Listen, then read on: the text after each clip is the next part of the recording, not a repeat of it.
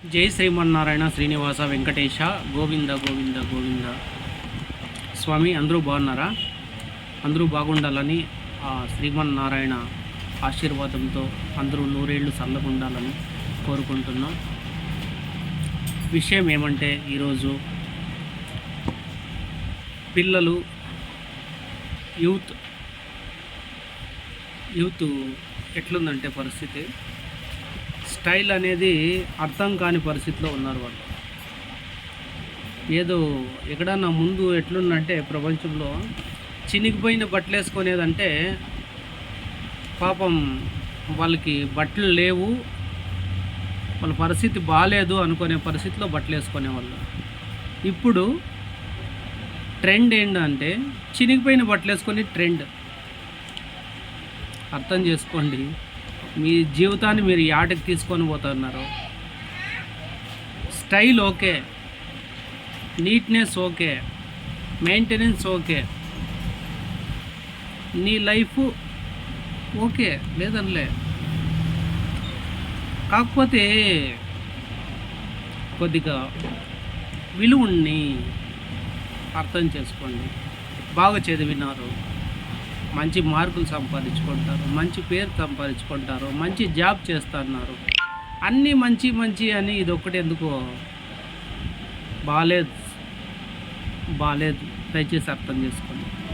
చినిగిపోయిన బట్టలు వేసుకుంటున్నారు, అది ఏంది ఫ్యాషను? మోకాళ్ళంతా కనపడేది, తోళ్ళంతా కనపడేది, అంత సంపాదించి అంత మెయింటెనెన్స్ చేసి ఇది చినిగిపోయిన బట్టలు వేసుకొని ఇదేదో అర్థం కాలేదు. కొంచెం ఆలోచన చేయండి. ఎన్ని ఫ్యాషన్లు వచ్చినా దానికి ఏది పేరు పెట్టేయలేదు, కానీ చినిగిపోయిన బట్టలు వేసుకునేది, కాలిపోయిన బట్టలు వేసుకునేది అంటే ఒక తర ఏదో అన్నీ పోగొట్టుకొండేవాడు వేసుకున్నట్టు ఉంటుంది. కొద్దిగా అర్థం చేసుకొని సమాజంలో ఉండే విధానాన్ని కొంచెం మార్చుకోండి. నలుగురు ఉపయోగపడే మార్గాన్ని మీరు కూడా 10 మందికి చెప్పండి. అర్థం చేసుకొని మారండి. 10 మందికి ఉపయోగపడాల మీ నుంచి. ఎందుకంటే మీరు యూత్. యాక్చువల్గా లైఫ్ అనేది ఏమంటే మీదే. యాక్చువల్గా ఇట్లా చిన్నపిల్లలు కాదు, అట్లా ముసలోళ్ళు కాదు. మీ చేతిలో అన్నీ ఉంటాయి. మీ భవిష్యత్తును మీరు సర్చ్ చేసుకునే ప్రతి ఒక్కటి ఉంటుంది. ప్రతి ఒక్కరు ప్రయోజనం ఉండే లైన్లో పోండి, పద్ధతులు ఉండే మార్గంలో పోండి. తల్లిదండ్రులు ఎట్లో చెప్పలేరు మీకు. ఎందుకంటే మీరు ఒక జాబ్ అనే విషయానికి వచ్చిన తర్వాత ఎవరు చెప్పలేరు. మీకు మీరే కొద్దిగా తెలుసుకోండి. ఫార్మల్ వేసుకోండి, మంచి డ్రెస్సులు వేసుకోండి. చినిగిపోయిన బట్టలు వేసుకొని ఏదో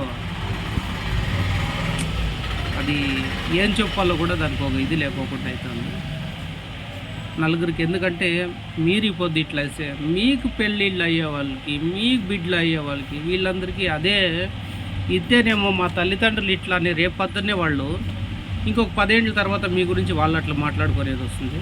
మీకు మీరే క్యాలిక్యులేషన్ తీసుకోండి, ఆలోచన చేసుకోండి. ఉపయోగపడే పని చేయండి, ఉపయోగపడే మార్గాన్ని నడచండి. జై శ్రీమన్నారాయణ.